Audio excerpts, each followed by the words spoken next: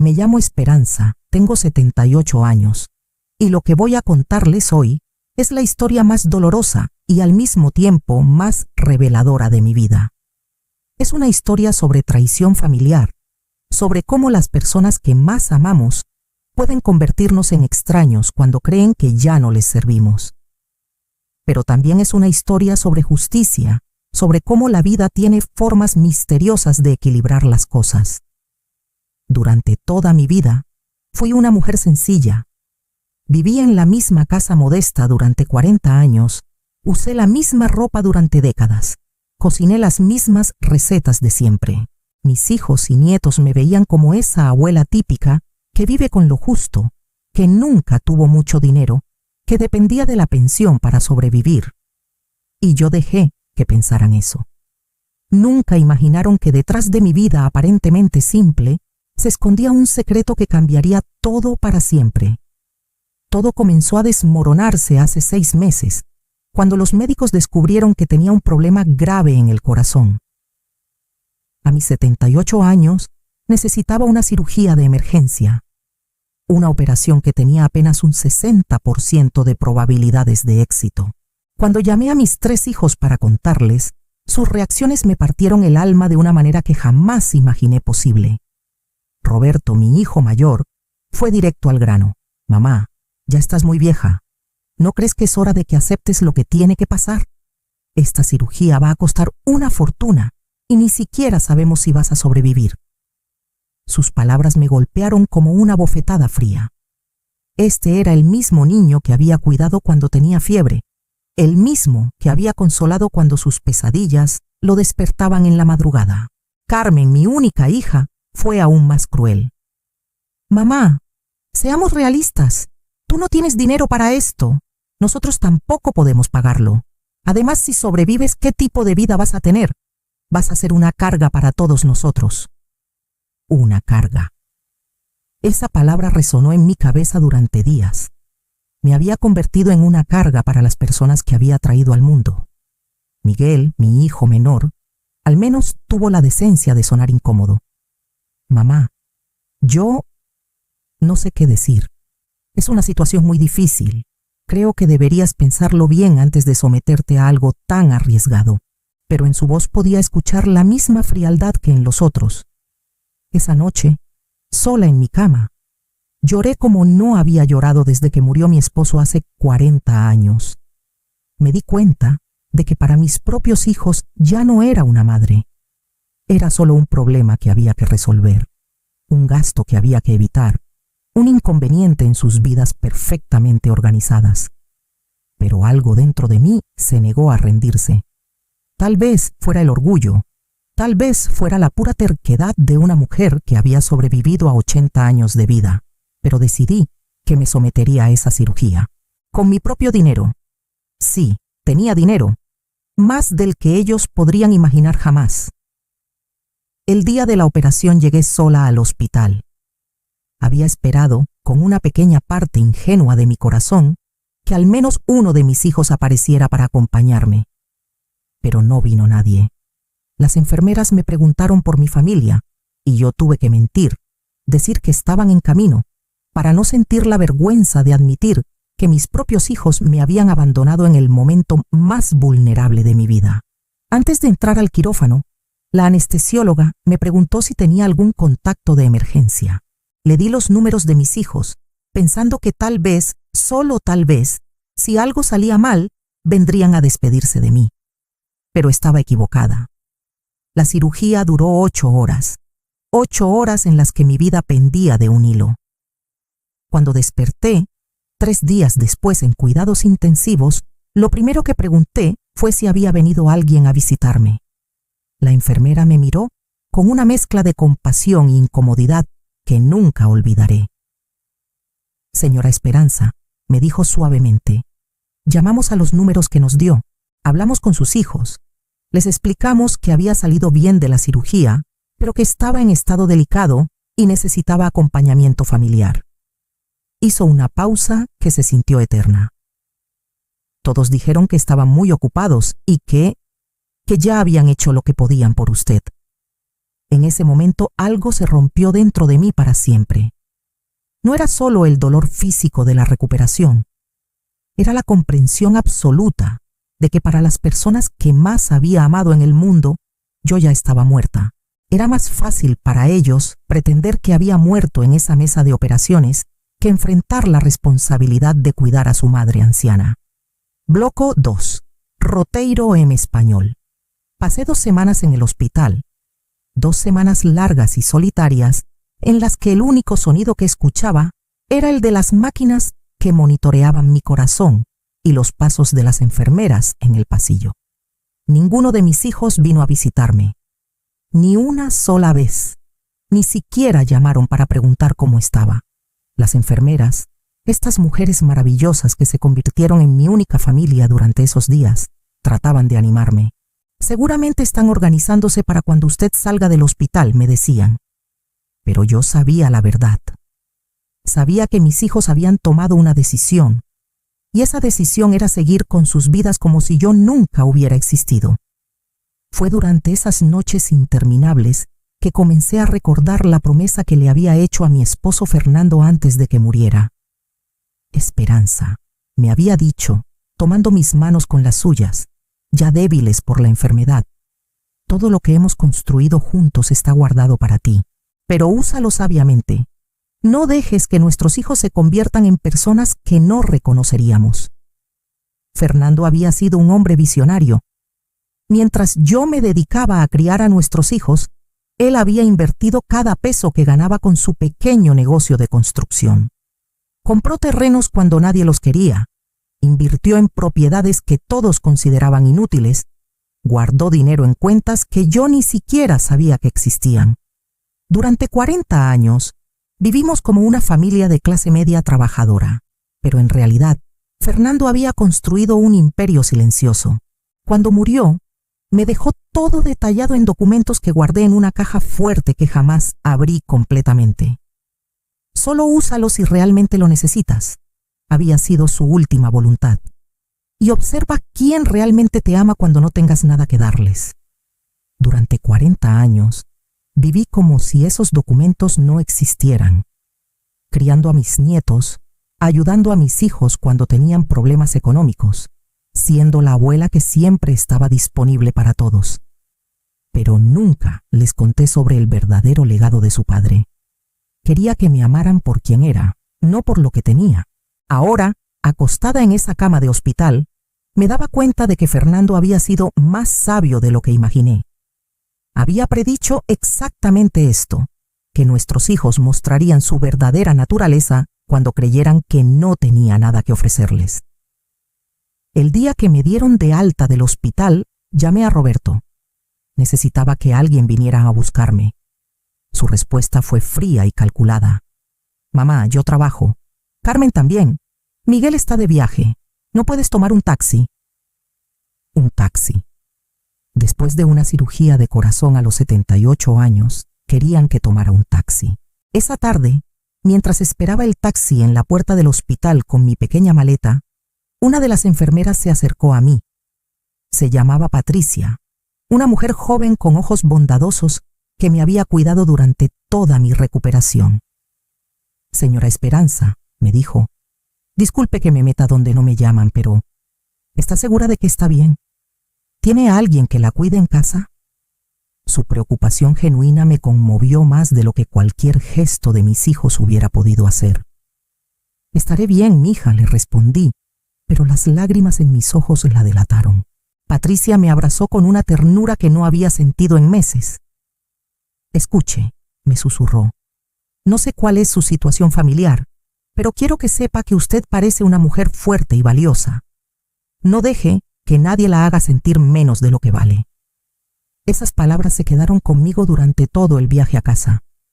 Cuando el taxi se detuvo frente a mi pequeña casa, el lugar que había sido mi hogar durante 4 décadas se veía diferente. No se veía como un hogar. Se veía como lo que realmente era, la casa de una mujer abandonada. Mis vecinos, personas que me conocían desde hacía años, se acercaron para preguntarme cómo había estado. Doña María, que vivía al lado, me trajo sopa casera. Don Carlos, del frente, se ofreció a ir al mercado por mí. Estas personas que no compartían mi sangre mostraron más amor y preocupación genuina que mis propios hijos. Esa noche, sola en mi cama, tomé una decisión que cambiaría todo. Me levanté, fui hasta mi closet y saqué la caja fuerte que había permanecido cerrada durante tanto tiempo. Con manos temblorosas, marqué la combinación que Fernando me había enseñado, la fecha de nuestro matrimonio. Dentro estaban todos los documentos que él había guardado tan cuidadosamente. Escrituras de propiedades en el centro de la ciudad que ahora valían millones.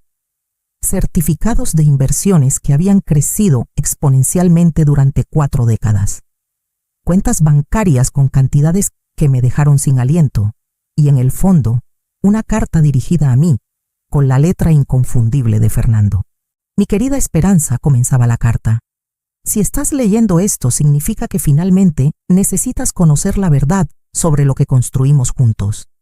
Todo esto es tuyo, pero más importante aún, es tu poder para enseñar a nuestros hijos el verdadero valor de la familia y el respeto. La carta de Fernando continuaba. He observado a nuestros hijos crecer, y aunque los amo profundamente, me preocupa que no hayamos logrado enseñarles los valores que realmente importan. Si algún día te faltan el respeto o te abandonan cuando más los necesites, quiero que sepas que tienes el poder de mostrarles las consecuencias de sus acciones. Usa esta herencia sabiamente, no para vengarte, sino para enseñarles una lección que nunca olvidarán.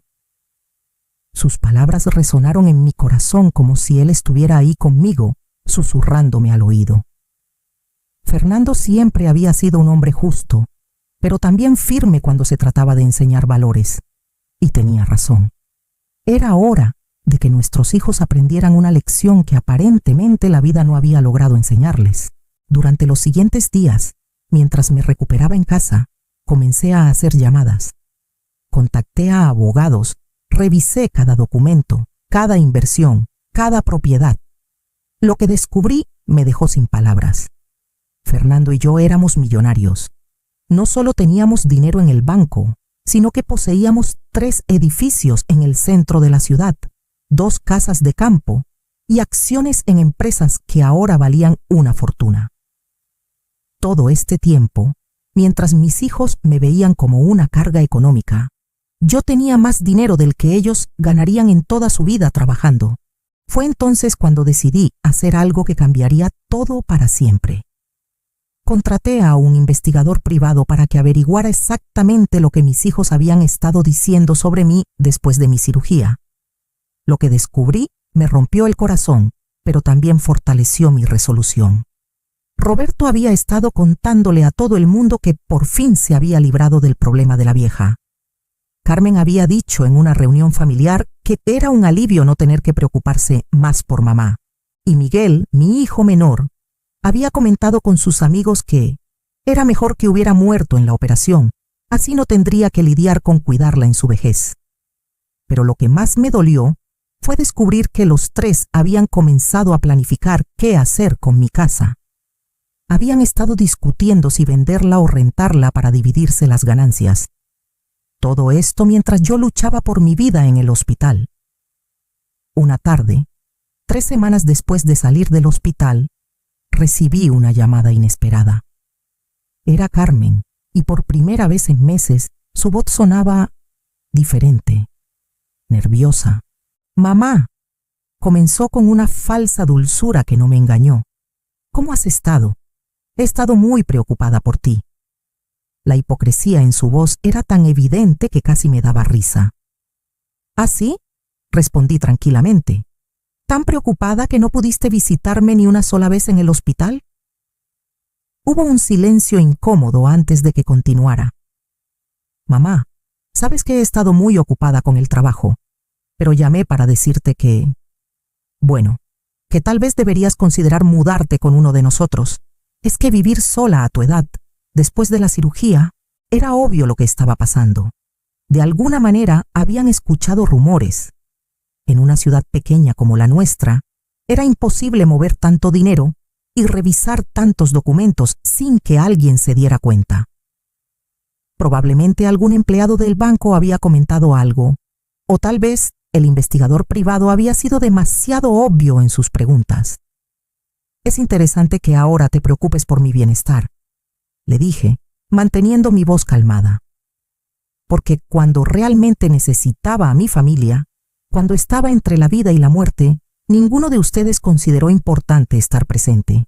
Mamá, no seas así. Sabes que te queremos, es solo que... La interrumpí. Carmen, ¿sabes qué he estado haciendo estas últimas semanas? He estado revisando algunos documentos que tu padre me dejó. Documentos muy interesantes. Podía sentir su respiración acelerarse del otro lado de la línea.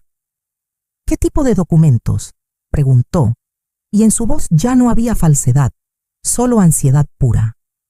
El tipo de documentos que hacen que una persona se dé cuenta de quiénes son realmente sus seres queridos.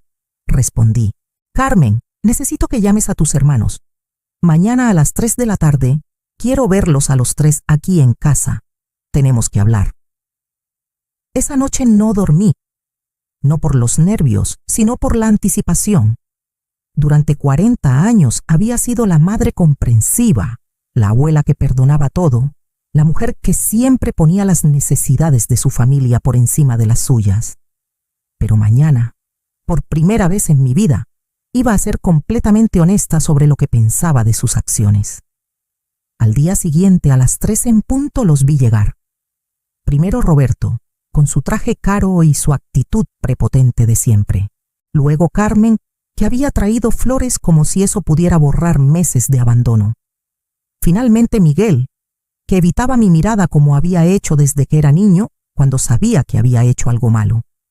Se sentaron en mi sala, en los mismos sillones donde habían crecido, donde habían celebrado Navidades, donde habían llorado cuando su padre murió. Pero ahora el ambiente era completamente diferente. Había una tensión que ninguno de nosotros podía ignorar. Bueno, comencé, mirándolos a los 3. Imagino que se estarán preguntando por qué los llamé aquí después de tanto tiempo de no mostrar interés en su madre. Roberto carraspeó incómodamente. Mamá, nosotros siempre hemos tenido interés en ti. Es solo que... ¿Qué, Roberto? Lo interrumpí. ¿Es solo que era más conveniente pretender que había muerto en esa mesa de operaciones? Bloco 4. Roteiro en español. Final. Los 3 se quedaron en silencio, sin saber qué responder. Era la primera vez en años que los veía sin palabras, sin excusas preparadas, sin justificaciones elaboradas. Quiero que sepan algo, continué, levantándome lentamente de mi silla. Durante estas últimas semanas he tenido mucho tiempo para pensar, para reflexionar sobre el tipo de madre que fui y sobre el tipo de hijos que criamos su padre y yo. Caminé hacia la mesa donde había colocado todos los documentos de Fernando. Sus ojos siguieron cada uno de mis movimientos. Ustedes 3 han pasado los últimos meses de mi vida tratándome como si fuera una carga, como si los 78 años que he vivido, los sacrificios que hice para criarlos, las noches que pasé despierta cuando estaban enfermos, todo eso no valiera nada comparado con la inconveniencia de tener una madre anciana. Carmen intentó interrumpir. Mamá, nunca dijimos que... ¡Silencio! Grité con una fuerza que no sabía que aún tenía. Ahora yo voy a hablar y ustedes van a escuchar. Durante 40 años he guardado un secreto que su padre me pidió que mantuviera hasta el momento adecuado. Ese momento ha llegado. Tomé el primer documento de la pila. Esta es la escritura del edificio comercial San Pedro, en el centro de la ciudad. ¿Saben quién es el propietario? Yo. Sus caras empezaron a palidecer. Tomé el segundo documento. Esta es la escritura del edificio de apartamentos Vista Hermosa. También mío. Roberto se había puesto de pie, incrédulo. Continué, levantando un tercer papel. Es el certificado de las acciones que su padre compró en la empresa de telecomunicaciones, que ahora vale 50 millones de pesos, también mías. El silencio en la habitación era ensordecedor. Miguel tenía la boca abierta. Carmen se había llevado las manos al pecho. Roberto se veía como si hubiera visto un fantasma. En total, dije, disfrutando cada palabra, su madre, esa vieja carga de la que querían deshacerse, tiene un patrimonio de más de 200 millones de pesos. Carmen fue la primera en reaccionar. ¿200 millones?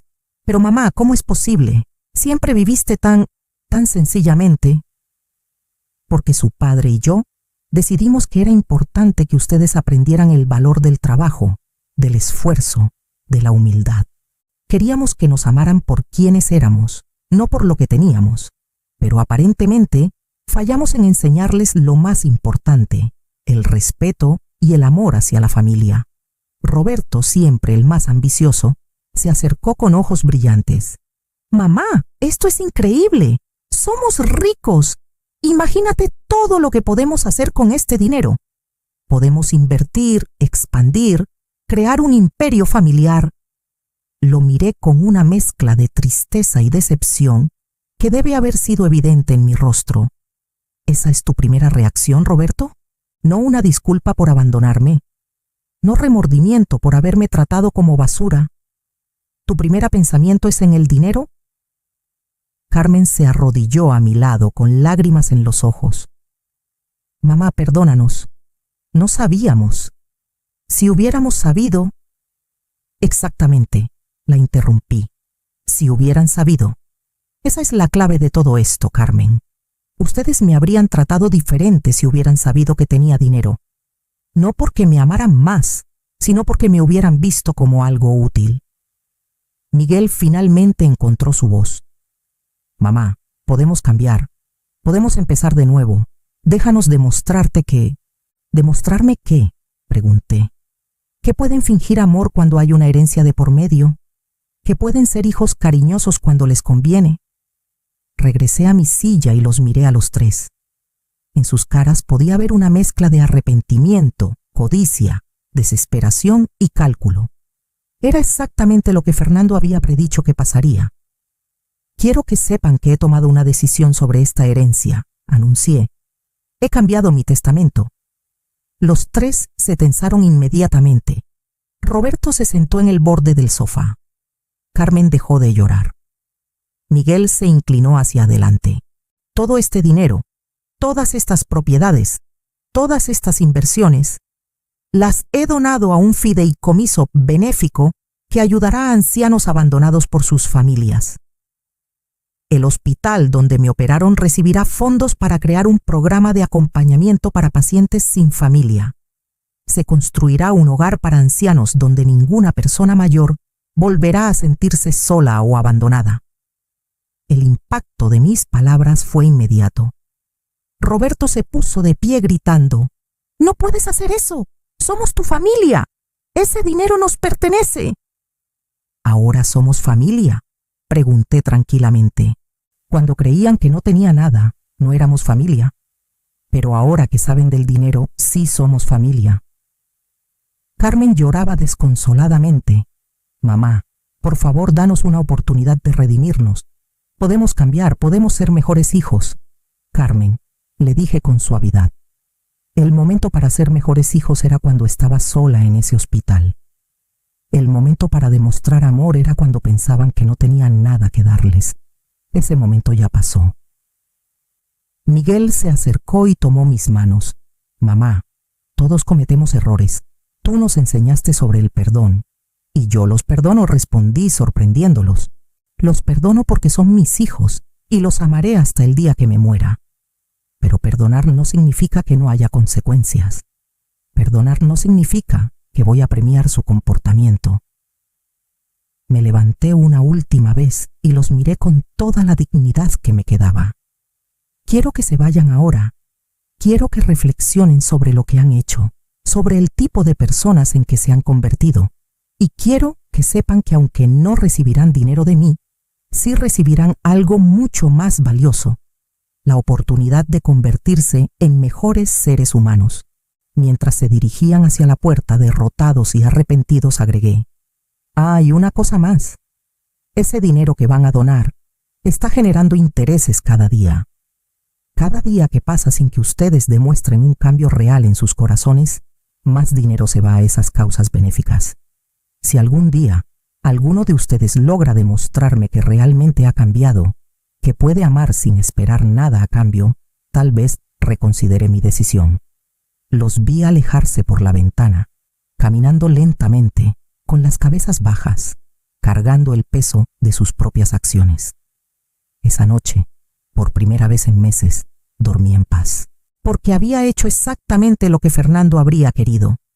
Les había enseñado la lección más importante de sus vidas, y quién sabe, tal vez algún día, cuando realmente hayan aprendido lo que significa el amor incondicional, tengamos una segunda oportunidad de ser una verdadera familia.